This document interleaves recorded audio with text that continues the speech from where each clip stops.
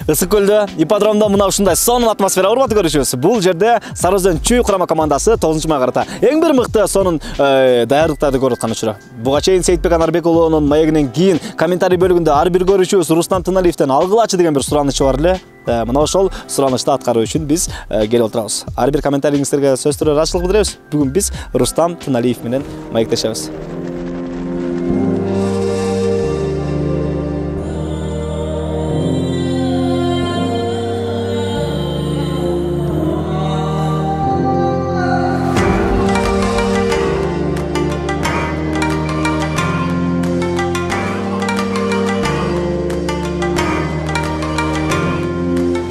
Урматтуу көрүүчүбүз, ар бир көрүүчүнүн комментарийи бизге ушунчалык маанилүү. Ошол эле учурда буга чейин Сейитбек Анарбек уулунун баягы маегинде Рустам Тыналиевден интервью алгылачы, же болбосо телефон чалып так айтып атышты, маектешкилечи, чыгаргылачы, көрөлүчү деп. Ушунчалык көрөрманыңар көп экен байке. Бүгүн бир маектешели? Маектешели. Ассаламу алейкум. Ден соолугуңар жакшыбы? Жакшы, буйрса. Кандай отурасыздар? Жакшы эле. Иштер кандай болот? Иштер жакшы буйрса. Азыркы учурда турган жерибиз Чолпон ата ипподромдобуз. Канча күндөн бери бул жактасыңар? Биз бүгүн эле келдик тренировкага. Буга чейин биздин жаш балдар 5-тен бери биякта ат минип тренировка кылышты. Бүгүн ушу биринчи тренировкабыз. Эми ушул жакта болобуз буйрса. Канчасына чейин? Эми баппага оюн чечиле элек, Жалал абадта болсо бияктан эрте кетебиз. Эгер Бишкекте боло турган болсо анда майдын башында эле барабыз да. Маектин башында бир аз кыскача сурап кетким келип турат да. Ноорустан кийинки Рустам Тыналиевдин абалы. Ноорустан кийинки биздин абал мен өзүм өкүнгөн деле жокмун утулганыбызга. Өткөндө Сейитбек айтып атты, биздин утулганыбыз көп кишини ойлоп депчи. Менде да ошондой сезим болду. Анткени биз Ноорустан утулгандан кийин көптөгөн байкелер, көптөгөн инилер ушулар аябай бизге жардам берип атышат азыркы күндө. Кандай десем, Ноорусга биз чынын айтканда утабыз деп ушундай эмен деле чыккан эмеспиз. Көбүнчө биздин жаш балдар биринчи ушу лигага, высший лигага биринчи оюндар болчу да. Ошолор эми жакшы оюн көргөздү. Келечеги мындай кийинки оюндарга мындай үмүтүбүз пайда болду да. Кудай буйрса Сары Өзөн учугур эмес экен да. Сары Өзөн Кудай буйрса бул жыл болбосо да кийинки жылдары бир жакшы результат көргөзүп жаш балдарыбыз ошондой болот деп бир чоң үмүт пайда болуп, азыркы күндө ушул Сары Өзөнүн эли да ойгонуп, ат-сат алып берип атат. Бүгүнкү күндө ошо аттарды текшерип, бүгүнкү биринчи тренировкабыз биздин. Кудай буйрса бир 10-15 ат келиптир, жакшы аттар. Ошолордон ылайыктабыз балдарга тандап тренировка кылып атабыз. Кыргыз элим эмне себептен Курутфондон телефон алыш керек? Эң эле биринчиден себеби бул бизде буюрса 7 областка тең ачылат. Азыркы учурда бизде Ош, Жалал абад, Бишкек, Москвада биздин филиалдарыбыз бар. 2 жыл гарантиясы менен телефон алганыңыздан кийин 2 жылдын ичинде эмне косяк болуп калса, сиз жөн гана телефонду келесиз, келип алмаштырып кетсеңиздер болот. Курутфондо сапаты эң жогору телефондор сатылат. Кыргыз элим биз менен всегда ыңгайлуу жана сапаттуу Курутфон, гарантия и качество. Мындай барбы? Атайын Рустам Тыналиев үчүн бул ат деген сыяктуу. Ат азыркы күндө жок болчу. Бүгүн ушу чүй муундары, жаш муундар ушу акча чогултуп, бүгүнкү күндө бир ат алабыз деп турабыз эми азыр. Кудай буйрса аттын баазын чечип сүйлөшүп койгонбуз. 1-2 күндө чечилет. Мындай жашыруун болбосо. Эми өткөндө Ноорустан минген ат, Гөгат? Мельбург деген эң көп ат. Кудай буйрса 1-2 күндө чечилет. Ошол келсем ал чисто менин атым болуп калбайт, эми Сары Өзөндүн аты, бирок ушу мен мине турган болуп атам. Но мен мине албай, может, менден да жакшы бала минип, бөлөк бала жакшы мине турган болсо алат. Команданын аты да бөлөк балдарга деле кете берет да. Именно ушу менин атым эмес да. Бирок эми Рустам минсе экен, Рустам ушул ат менен чапса экен деген баягы көпчүлүктүн эле кыялы ошол болуш керек да. Демек баягы чүйдүн, Сары Өзөндүн эли жаштары ушинтип чогултуп аткан болсо, демек ою ошол болуш керек. Именно ушу мага деп чынын чогултушкан эме эмес, бул Сары Өзөн үчүн чогулткан, бирок ошонун ичинен ушу мен мине турган атты алып атабыз да. Эми Кудай буйрса минип жакшы оюн көргөзүп, ушунча канча деген балдардын ушу менет кылып алып берип аткан ат, эми жакшы оюн көргөзүп, бир жакшы эме көргөзгөнгө аракет кылабыз. Кудай буйрса апта. Анан колубуздан келишинче да, мен колубуздан келбей калсам, колунда жүрүп аткан балага беребиз. Өткөнгү Норустагы силердин жаракатыңар. Жакшыбы азыр? Азыр. Эми ал аябай деле коркунучтуу жаракат эмес болчу. Деле ошо кичине аттын тиши тийип, бетим айрылып кетти. Ушунчалык жеңил айтылабы бул мындай? Аябай эле.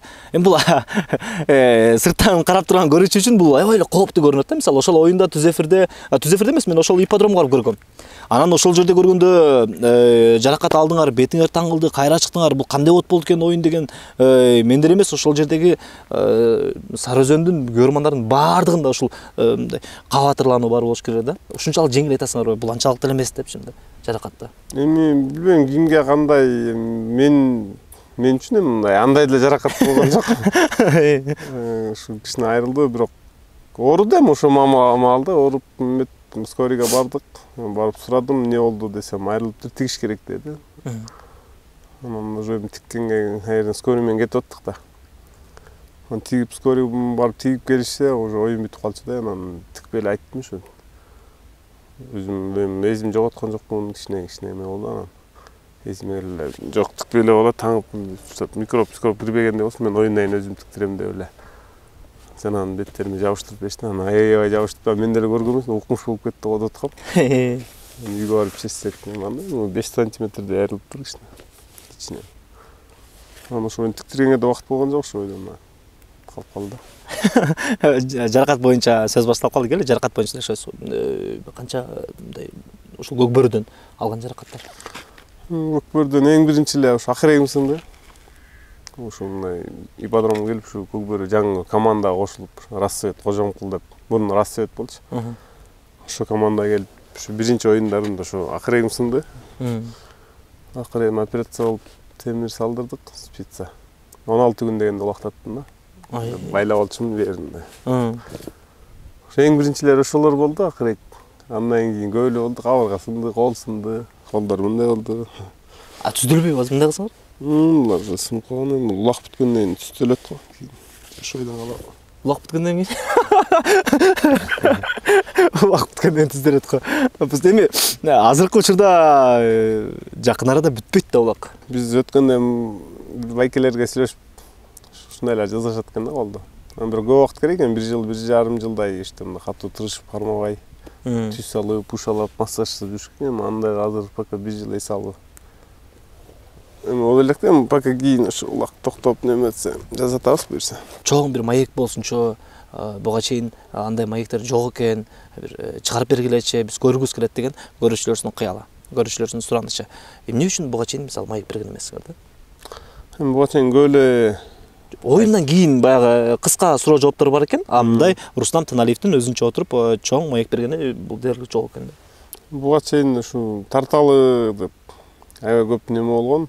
Бирок өзүм билбейм, негедир жүрүп берип ушу эмеге тартылгандан эметик. Эми кандай десем, тартылгым келбесе керек го, мен көбүнө отказ берчүмүн. Жок, бошой атам. Ушундай деп, жана стимул деп сейтпектер кино тартылуу.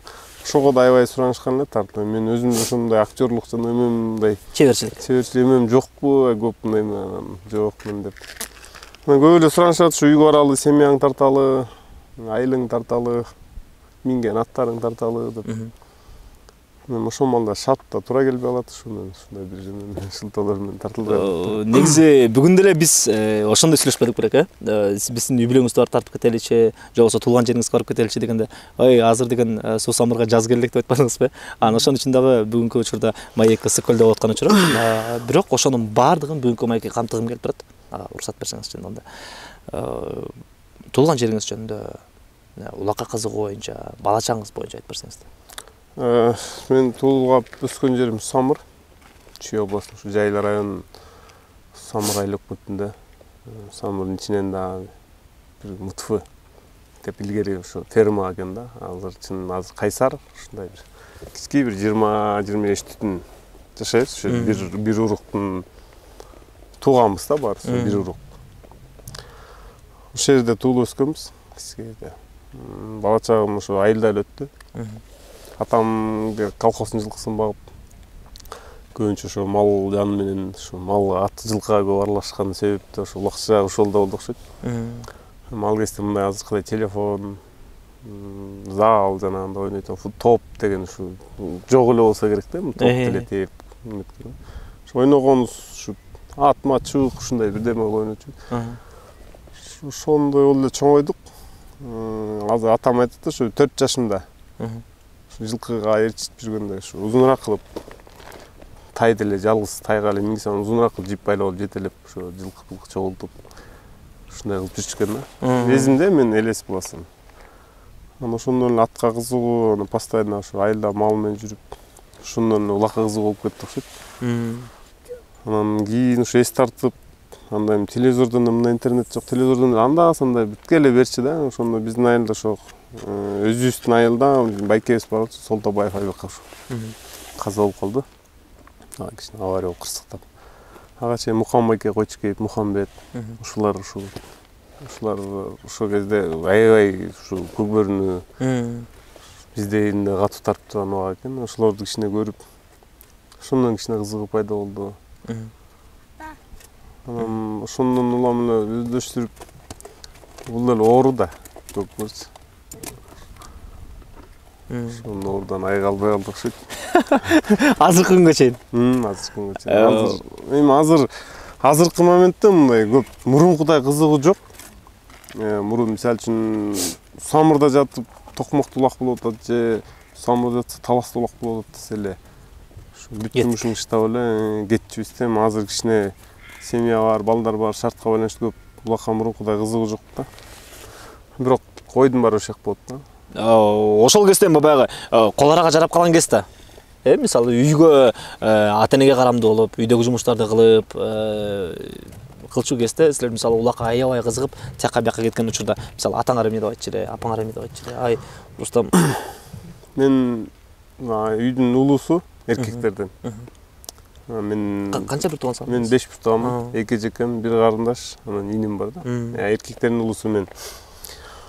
Эми мен атам дагы, апам дагы каршы чыккан эмес. Улак тартпа, мындай барбайсың деп.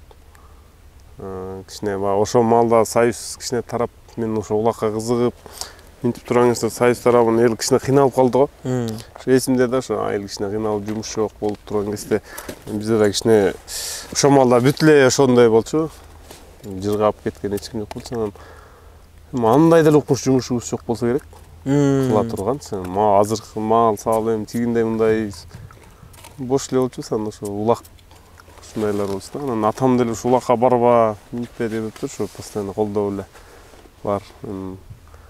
Өзү атам деле аябай могул ат минип алып бербесе да, бирок улакка барба деп ушул күнгө чейин деле айтпайт. Эми башка жумуш, азыр укмуштуу туруктуу жумушубуз жок. Үйдө эле ошо кичине мал жаныбыз бар, ушундай ат сатыбыз бар. Ошолорду карайбыз. Бир аз азыр арашан кой ушундай оору бар. Ошол менен да ооруп. Ушундай элекпиз да азыр. Мектепте кандай окуду эле, Рустам? Рустам мектепте Аргас жакта окугам. 1-классымда Кызмолодо, Беловодскийде окудум. Беловодский? Кызмоло деген айылда. Майерде 7 жашымда эле атам бир ат кочкачтырып келе бөлөжүктүн иштеп кеткен. Азыр келемде туруп кеткенден кийин атам 1 жылдан кийин алып кетти. Ошо 1-класста ошо Кызмолодо бөлөлөрдөн бүттүм. 2-классты Карабалда, Панфиловский районунда бүттүм. 2-3тү. Анда биздин айылда айтып атпаймынбы, 20 түтүн өзүнчө эле бир ферма, мектепке где-то бир 3 километрден ашыгыраак, ал кезде кичирээк суук болуп баралчу эмес. 3-класска чейин ушу сыртта Кайнада ошо чоң апамдыкында окудум, 2-3 класста. Андан кийин ошо самырга уже тай минип өз алдынча неме болуп калгандан кийин айылга барып эле айылдан ошо тай менен барып окудум. Укмуш жакшы окуган жокмун, укмуш начар окуган жокмун, орто окудум. Тентек беле? Аябай тентек болчу. Мисал. Азыр көп эле айтат, экинчи балаң сага окшойт, сен ушундай болчусуң депчи. Азыр кете берсең мырза, дайыма ушинтип балаңарды ээрчитип жүрөсүңөр. Бул экинчи балаңарбы силердин? Мындан улуу эркек уулум бар. 2-класста окуп атат. Андан кийин ушу экинчи балам ушу Эл мырза. Бул мага аябай жакын. Улуу балам окуп, азыр ушундай менен алек болуп атат.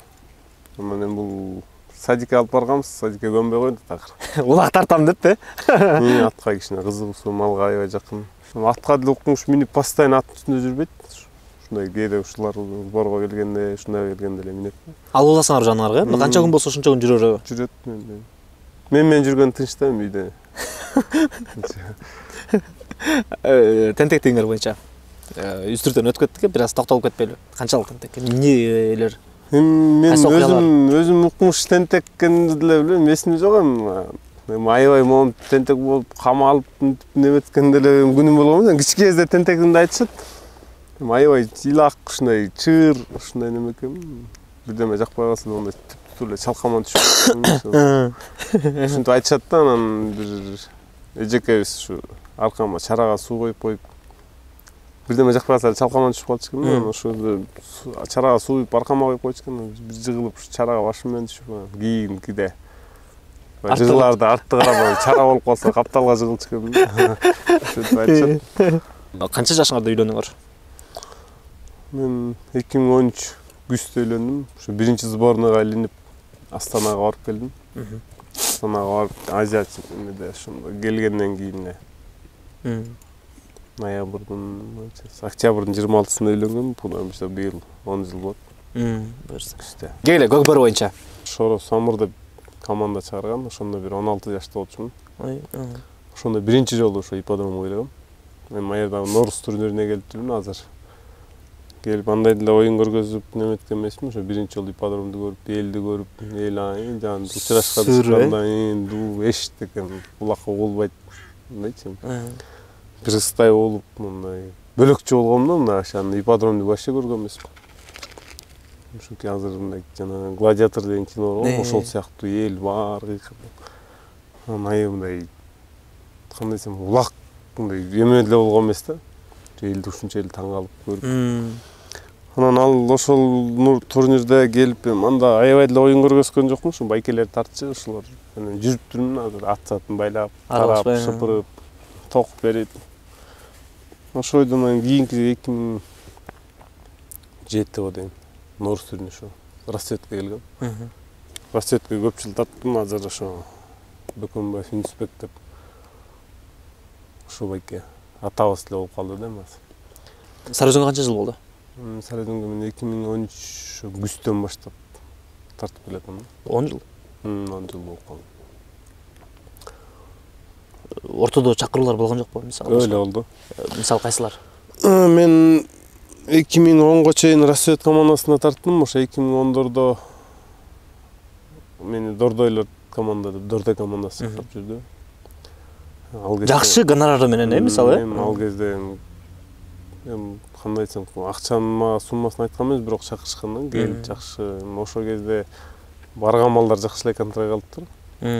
Ал кезде мен билбейм, акчам бир кашкат минчимин дибилерден. Ошо атты кыя албай, атым аябай жакшы көрчүмүн. Ошо биринчи атымда ошо Рустам болуп Казакстанга чейин барып бир кашкат менен оюн көргөзүп келгенбиз. Ошол аттын эмеси менен ошол аттан кандай десем, кетким келбей, башка жакка барган эмесмин. Анан кийин 2011-2012 жылда ошо Казакстанга чейин барып ушул жакшы оюн көргөздүк да. Ошондо 21-22 жаш экен, ошондо аябай. Бул 2011 ошо Казакстанга барып келгенден Кыргызстандын мыкты улакчысы болдум. Ошо 21 жашымда болуп. Ошол менен 2013кө чейин минип, анан буттары кетти, картайды, 5 жылдан ашкан. Анан кичине биз дагы ошо Рассвет командасы кийин Кожомкулда өзгөрүлдү аты.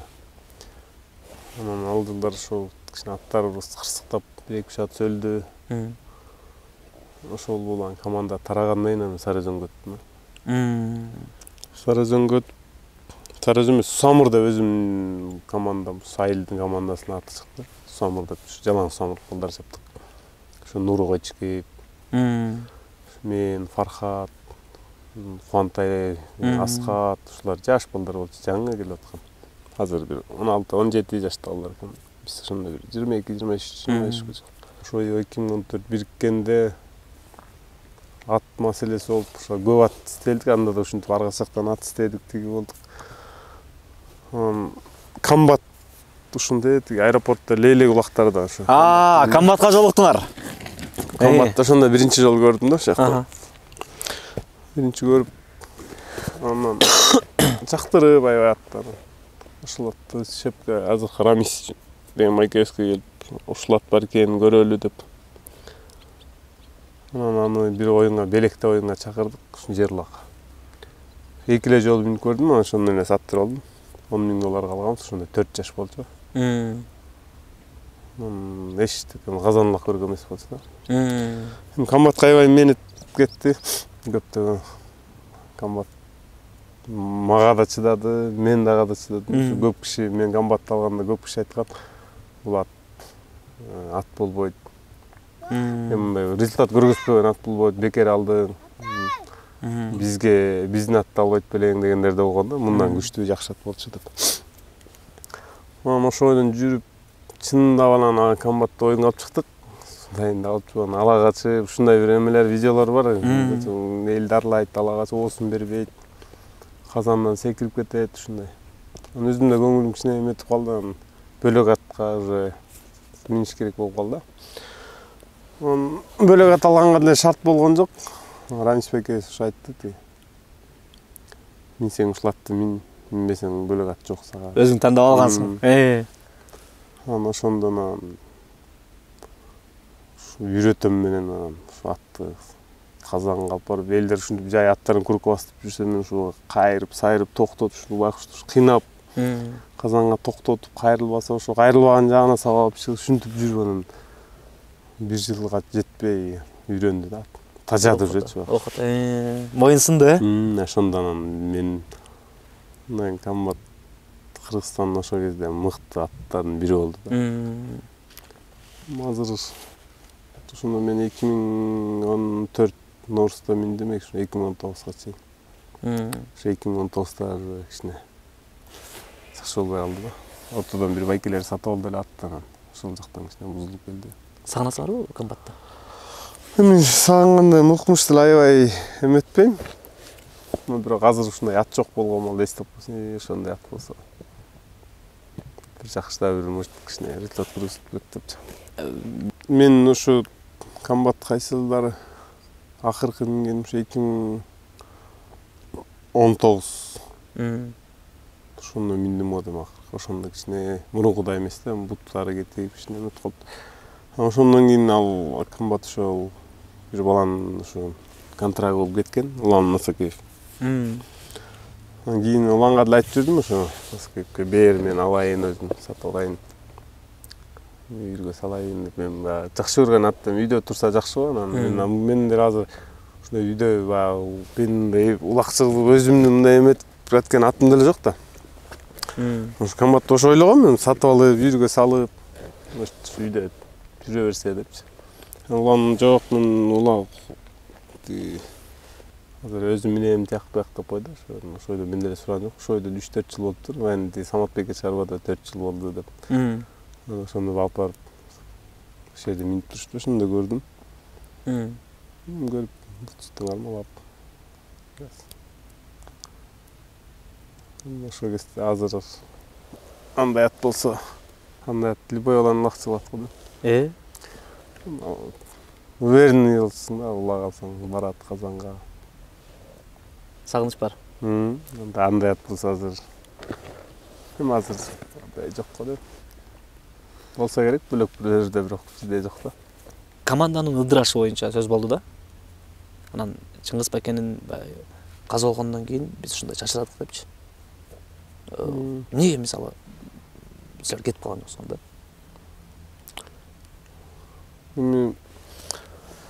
мен мага эле бул могу команда тарап эметип атканда 2-3 команда сунуш кылды келип ойноп тыйын берели сүйлөшөлү деп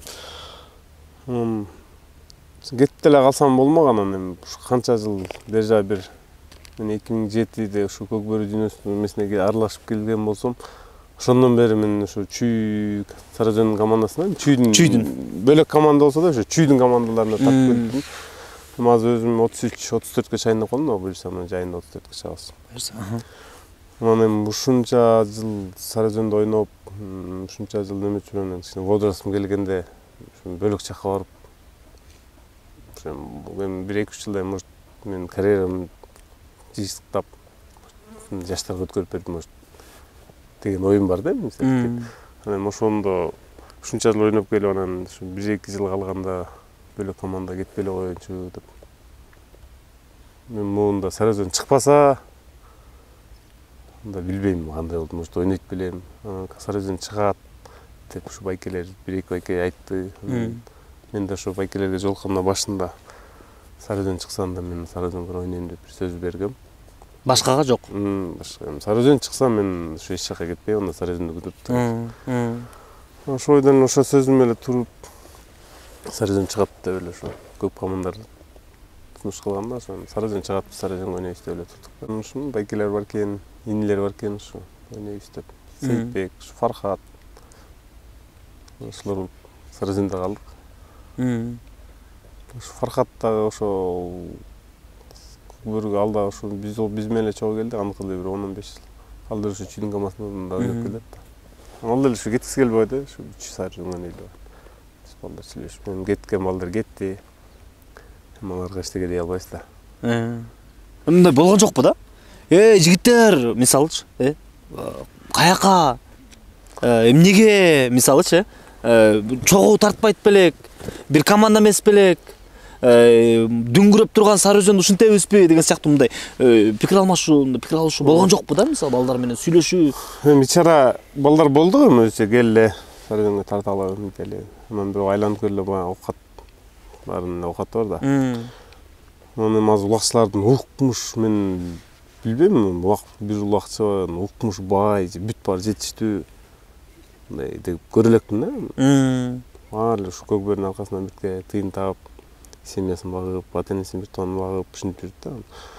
Чындап эле ушундай моундай баягы футболисттердей болуп, бир бай болуп, ушундук болсо кандай бас деп алып келет элек да. Анан алардын эле окуттар ошо, может ошол жака кеткен себеби дагы может бир аз тыйын тыпыр, оокат кылайын деген. Аларга менин акчам болсо, мисалы колуна берип коюп, же биздин байкелерде акча болуп, ошо малдар ме деп берип койсам да, албай атсам да айтат элек да, сен эмне болуп атасың деп.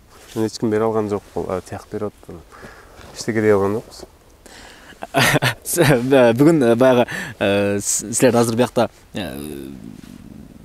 машыгып атканда 1-2 сөз кылып калдым да, тиги. Эмне сен тиги ынтымакта тартып жүргөндө эле деген сыяктуучу, мисалы Сейитбекке мисалы ошондой тийишкен сөздөр айтылып калат турбайбы? Тамашалашыпчы. Ушундай тамашалашып турасыңарбы? Сен эми жака тартып келбедиң беле? Сен бияка тартып келбедиң беле деген сыяктуу тамашалар. Жок, андай деле тамаша болбойт. Жана жерден неме болуп калды ал. Атерде улак сой болуп анан. Мурун Сарыөзөн жашы Сейитбек да. Сейитбек Контагайлар анан бирден болгондо эле, ай, тур жаштар, Сейитбек соя кал, Аскат соя кал, ушундай. Анан азыр Сейитбек мен Фархаттар команданын улусу болуп калдык да. Жана Сейитбек ошону айтып атпайбы?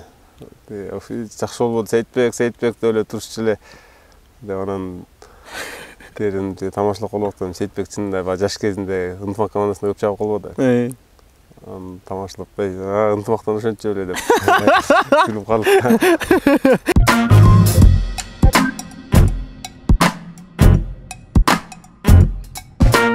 Кадр сыртында сүйлөшүп кеттик го жаңы эле. Генийлер деле адашат да. Ошол эле баягы финалга жолдомо болчу, баягы Манас Ниязовдун өзүнө салым болбодубу? Анан эме болду. Бул деген командага мындай аябай эле минус болгону менен эми бирок жаңылуу да боло берет да.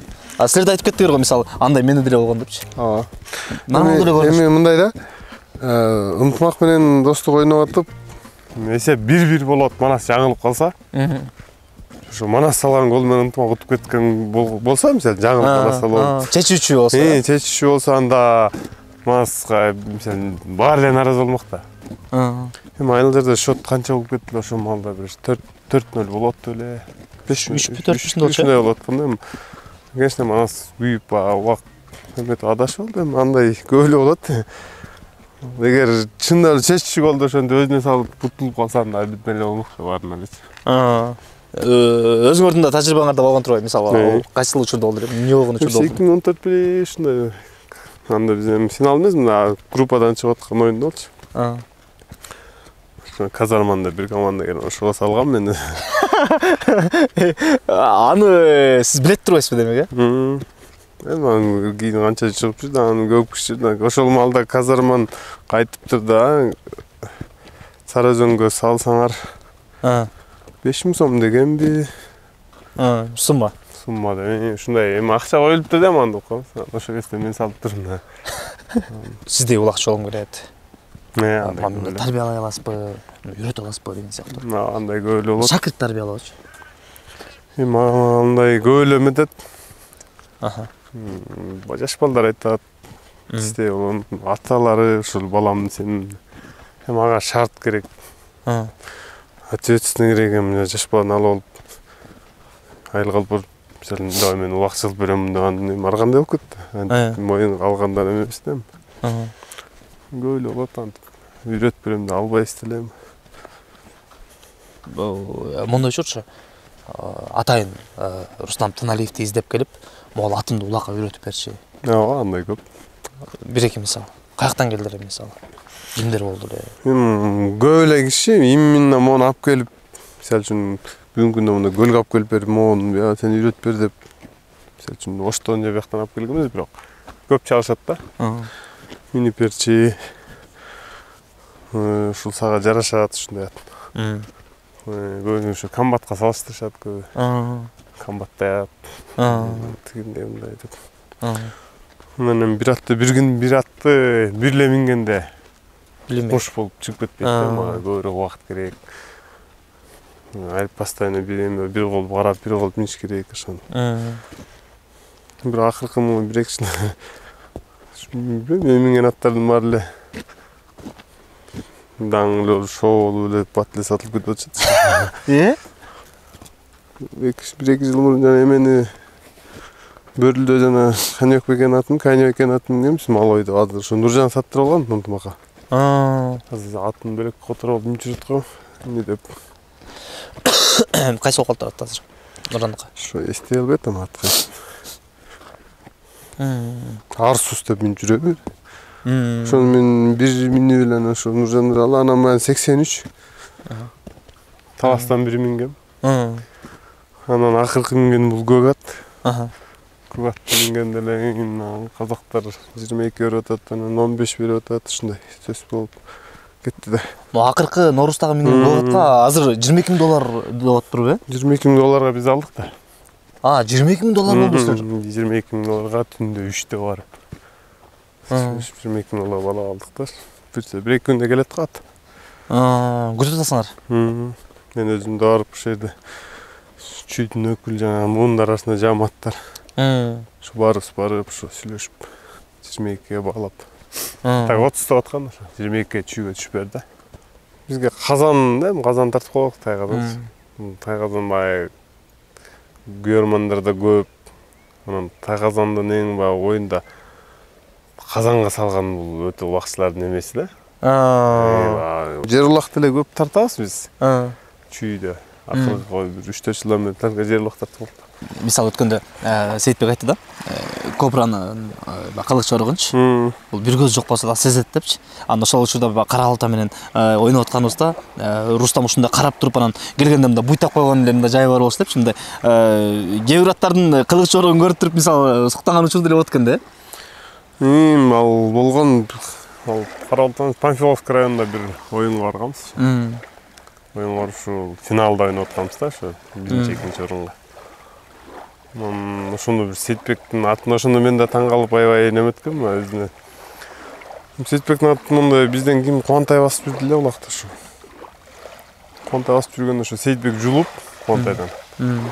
Анан аты бир Кубантайдан жулганда бир 4-5 метр мындай секирип чыгып туруп эле туруп калды да. Ошол маалда берки Сейитбектин жанындагы балдар бирден кармап калды биздин балдарды. Мен Сейитбекке бет маңдай туруп калдым ушундай. Сейитбек тискинен коюп коелуп, улак менен Алек болуп улакты оңдоп атат. Экөөбүздүн ордо расстояние бир 3 метр, 4 метр ушундай расстояние. Мен аны күтүп атам да. Мара жакты кайтар. Сейитбек каракет мен деле караган жок Сейитбек. Улагын оңдоп элек, улак оор болчу. Ушинтип оңдоп атканда эле мен деле жакшы каты койгон ат болчу. Бир урайын деген ой кетти эле. Сейитбектин атына ошо тискини жалында жатат ошо кармаган. Ушундай күйлөнүп барып урдум. Ошо мен урганда ошондо аты өзү ошо бир жарым метр капталга секирип эле өткөрүйдү да мени урдуртпай. Уруп мен ура албай өтүп кетип эле кайрылсам уже марага барып калып чыдап кетти. Сейитбек туруп кеткен ошондо. Ата эненин кубанычы. Биздин жакшы ийгилик, жакшы бир эме жетип барсаң, конечно, үйдө бүт баары сүйүнүшөт да. Эң негизгиси ушу жаракат албай, жакшы неме барсак. Мен, конечно, атам билгизишпейт эми. Өткөндө эле бетим жарылып, телевизордон көрүшкөндөн аяк улам чалып эле. Эмне болду? Эмне болдуң? Тиги баан жакшы эле. Апабыз кичине переживай эне байкуш. Переживать этти, анан ошо оюндан кийин бир күндөн кийин барып бет башын көргөздүм, жакшы эле. Өзүңөрдүн балдарыңарды улакчы кылат белиңер. Көкбөрүгө аралашсын каалайт белиңер. Менин балам тандоосунан го дейм. Мен аны окумуштуу кыламын деп окутсам деле, может, кызык улак тартам десе, может, жашынып деле улак тартат да. Мен өзүнүн каалоосунан, бирок мен лично улак тарт деп өзүм бир неметпейт элем азыр. Эмнеге ушул жерде? Эмнеге сыныштабайт элеңер? Мен улактарды көрүп атпайсызбы, кичине травма көрөт да. Мен өзүм алган травмам бар. Азыр кээ бир травмадан аябай эле катуу кыйналасың да. Канча күндө ооруйсуң. Андайды өзүм мама эметпей элем. Мен балдарым жаш, аябай деле чекте кое элекмин, азыр моондугу кээ бир жерден улуу аламай кичине айтып, кээ бир жерден катуу болуп коймой, кээ бир жерден жумшак ушундай. Рустам Туналиев кыздуу болгондо. Кызды. Кыздуу болгондон баардык кыз бөлөкчө деп эле айтышат. Муну кыздуу болуп башында мындай жаңы биринчи кыздуу болгондо кадимки эле мурук балдарымдай эле көрүп жүрдүм мен баягы. Бөлбөй эле, муруктай, ошондой ыйлап, ошондой да көтөрүлгөн. Кичине базып кылыгы багымы болгондон кийин кыз бөлөкчө экенин билдим да. Азыр мындай ойлосом, эки кызым мен бүгүн көлдө жүрөм, бир 2-3 күндөн үйгө барсам, балдарым астыма чуркап чыгып учураш эле. Эмне алып келдиң ата деп ушундай да. Анан карап берсең, деп ойноп кетчү, та кызым 1 жарымда, андай эмес да, келип кучактап, өткөндө бетим жарылып барганда улам келип бетимди кармалайтын депчи, таң алып жүрдү да. Балдарым улактан жарылып атат деп ойлогон. Кызымда боркер. Ушундай болот экен да, кичинде эле.